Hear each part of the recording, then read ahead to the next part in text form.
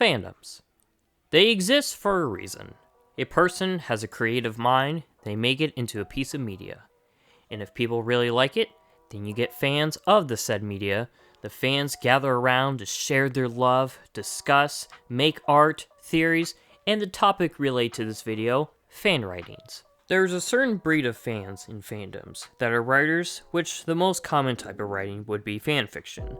But another form of fan writing that we are going to be talking about today are OCs, which the full definition being original characters. There is a form of fans that love a media so much that they want to add their own characters into it.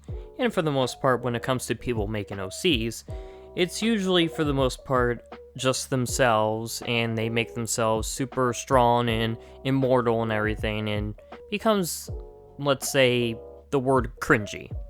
And however, there is nothing wrong with that. We are all human after all, and we can do whatever you please. Do whatever makes you happy. But however, today, I like to be one of them people that breaks that stereotype into making OCs. I like to make an OC with its own original form to the best of my ability. Because there is OCs out there that are very, very interesting and very well written and well done. And I like to be part of that group. So please join me, lovely viewer that's super adorable and awesome. Yes, I'm talking to you. To a series of mine that I'm going to be making called Let's Make an OC. Is where we take a piece of media and we make an OC that would fit in that piece of media. And this piece of media that I'm going to be using today is the famous manga series and anime known as Black Butler. I hope you enjoy.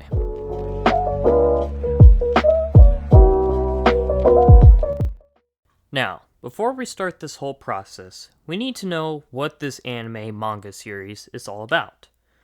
Well, to make it simple, Black Butler takes place in the Victorian era where angels, demons, reapers, and other crazy stuff exists in this world. And we have our main protagonist, CL Phantom Hive, who is the Queen's guard dog, and he is an epic business boy that got murdered along with his family, but CL was resurrected by his demon butler, Sebastian, who is hot simp material, let me tell you. And so, they basically go on badass adventures and cool stuff happens. Now, obviously there's more to it with this series, but if you haven't seen it, then I highly suggest you do. It's a pretty classic and very popular anime, so I mean, in any way you can, I would check it out. Also, the dub is pretty superb too, I mean, come on, Michael Tatum.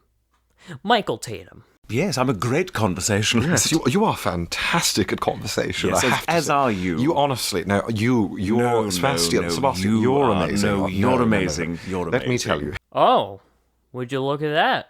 It's my VTuber model. Say hi, everyone. He's got a whiteboard. Now, we're going to discuss the simp rules. Number 1, we must stick to... Did I say simp?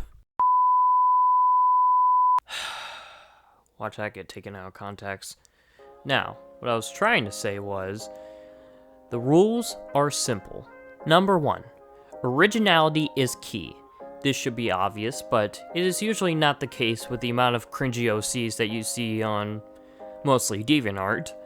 Now, of course, we can't escape all of the cliches, but we shall try our best to be the bare minimum. Number 2, must fit within the world. Self-explanatory, obviously. We can't have robots and spaceships in a Victorian era world. We stick to the setting and the rules of the world itself. Number 3, must not be part of the main cast. What I mean by that is, we are not making OC to be a new member of the Phantom Hive household. Now, the OC can have opportunity to interact with the main cast, but, however, the OC needs to have his own life in the world, his own story. Number 4, a character can have strengths, but they can also have weaknesses as well. Don't matter what world you're in, your character has flaws. Don't matter who it is. That's how you make a solid character. Because you make a character that's just flawless, or just fully flawed, you have a boring character, and there's no purpose to it. So you always gotta even it out to get yourself a solid character. And lastly, number 5, we must have knowledge of the media we are making the OC from. This should be obvious, but however, that's not the case sometimes when it comes to OCs. Now, obviously, I have knowledge of the anime, and also I read the first 5 mangas. And yes, I have seen season 2 of Black Butler, and I don't think it's that bad. We'll see what we've got in here.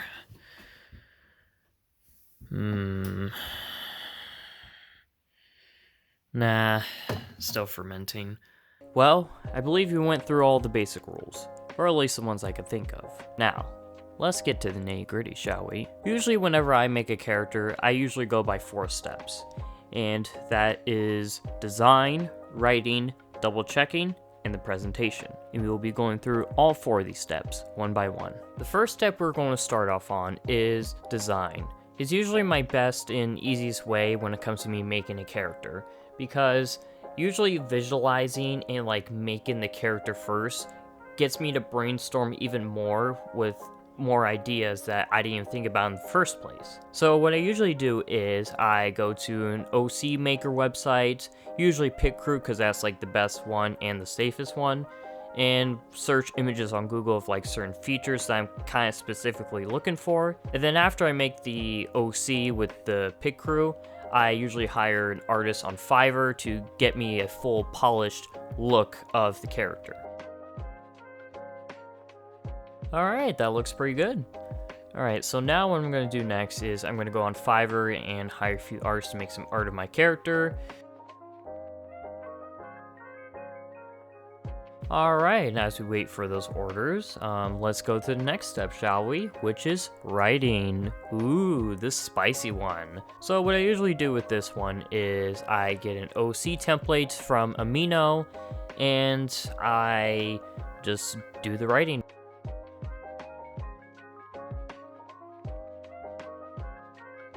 Okay, got all that taken care of, thankfully. I'm actually surprised about myself. It took me a few hours to finish this. Usually it takes me like almost days because I get like major writer's block and everything, but I actually did pretty good for myself.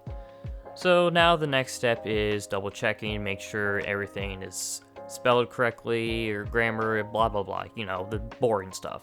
So I'm gonna fast forward that. A few minutes later. Well, after realizing that I have a low IQ, the double checking is now finished. Now, it is time for the final step.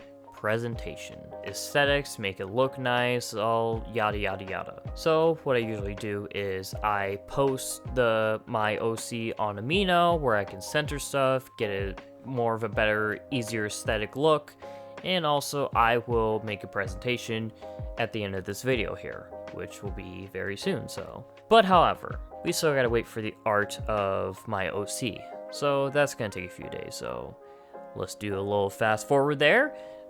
Cue the time skip. 2 weeks later. Ba-doop, ba-da-boop, boop, boop, boop, boop. Alright, it has been a few days, which now I got the art and everything, so I've been getting the post set up and ready, getting ready to publish, and also now I have the video done. So now, we're going to publish the post here, and if you're interested in seeing that, then I'll put links of the posts in the description below, which I will have in different amino, so pick your poison if you have amino. But however, you're going to see the video presentation in a moment, so also stay tuned for that. Just be warned, this is my first time actually presenting an OC in video form. This is my first time doing this. Usually I just put on a post and there you go. This was very fun to do and very interesting, so I hope you guys enjoy.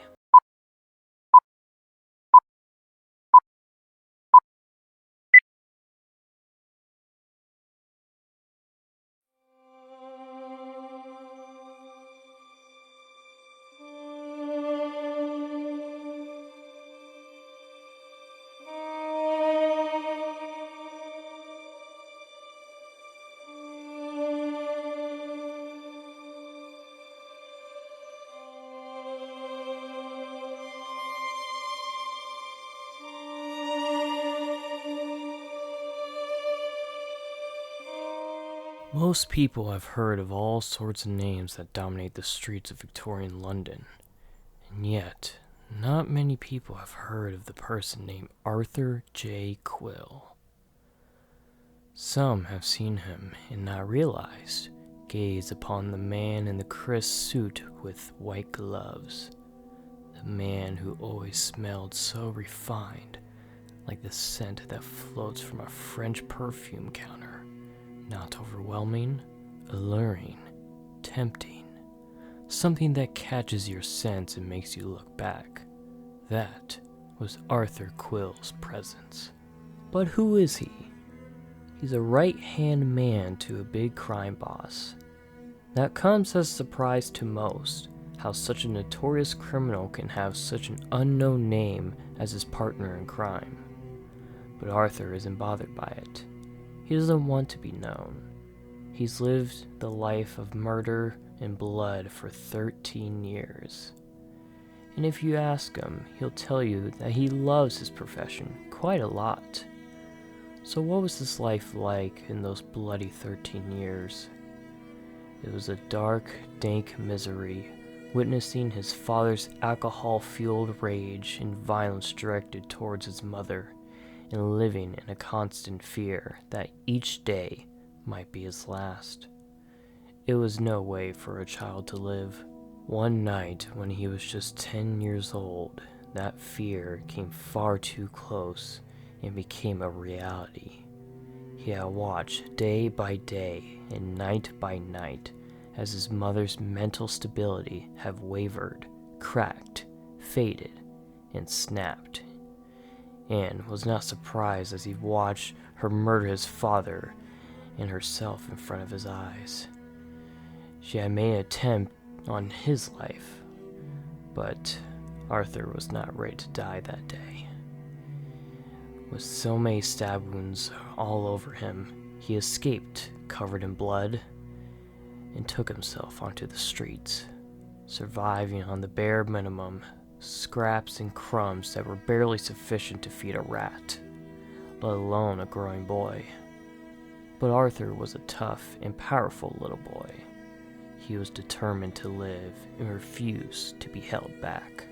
For 4 years he kept himself alive, teaching himself how to run, steal, and fight, until one day he attempted to pickpocket a man that was smarter than any other. The man slapped his hand over Arthur's skinny wrist and glowered at him. Street rats like him deserved to be taught a lesson, as the man looked down at that stubborn, scrappy little face. Something inside him hesitated. "I'm giving you a second chance. Come and work for me." "I don't even know your name," the mucky boy scowled. "Watson, come." With a nod of his head, he gestured for the boy to follow him, and like an obedient pup, Arthur did. Now, at the age of 27, Arthur is a skilled and creative murderer. He takes pride in his work, is fascinated to incinerate physical torture, adores the arts, and punctuates every sentence he speaks with a smirk, and every bloody corpse with a single black feather. Arthur Quill is a true artist.